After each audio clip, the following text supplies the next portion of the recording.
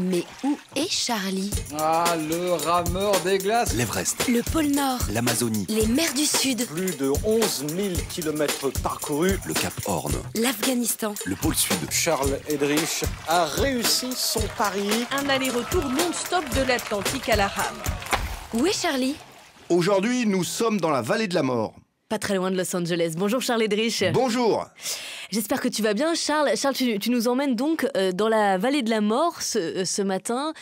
Qu'est-ce qu'on y fait? Alors, l'histoire est extraordinaire. Donc, les premiers convois exceptionnels ont existé au départ dans la vallée de la mort. Donc, 20 mules, précisément 18 mules et 2 chevaux, qui traînaient 2 chariots de 10 tonnes chacun et une citerne. Premier convoi exceptionnel du monde. Du monde, donc en 1880. Donc, c'est en plus un Français qui est à l'origine de l'histoire, Isidore Donnet.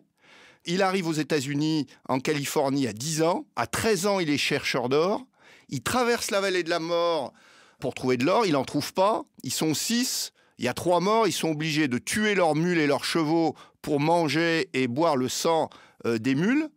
Et il tombe par hasard, complètement par hasard, il ne savait même pas que ça existait, sur un gisement de borax, un minerai. Et donc, il se lance dans l'exploitation minière. Quelques années après, il est richissime. Ouais. La difficulté, c'est que la première gare de chemin de fer était à 500 km. Donc, il fallait trouver un moyen pour acheminer le minerai à la gare.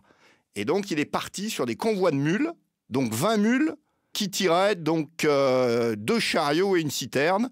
3 conducteurs, un conducteur à proprement dit, donc un cavalier qui était à la fois vétérinaire et maréchal ferrant, et un freineur, parce que dans les mules, il fallait surtout pas qu'elles s'emballent, qui avait également la charge de la cuisine et de la plonge.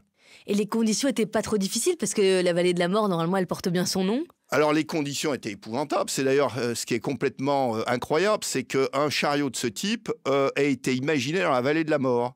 Mais justement, les mules ont comme caractéristique d'être extrêmement résistantes, endurantes. Elles boivent 2 fois moins que les chevaux.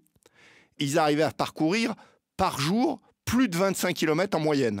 L'histoire a duré plus de 4 ans, et pendant ces 4 ans, on n'a déploré aucune mort violente de mules. Donc ce qui est complètement incroyable. Et les humains qui les accompagnaient? Alors, les humains qui les accompagnaient, là, c'est un peu moins clair, parce qu'ils gagnaient relativement bien leur vie. Et dès qu'ils étaient arrivés, donc, c'était saloum et puis, évidemment, boisson à haute dose. Donc, il y avait pas mal d'accidents, de morts violentes, mais pas forcément pendant le trajet, pour d'autres raisons. Valait mieux être une mule, en fait, dans ce convoi exceptionnel. Ouais, exactement. Merci beaucoup, Charles. C'est un plaisir. Charles Eddrich à retrouver en podcast sur novaplanet.com. Mais où est Charlie?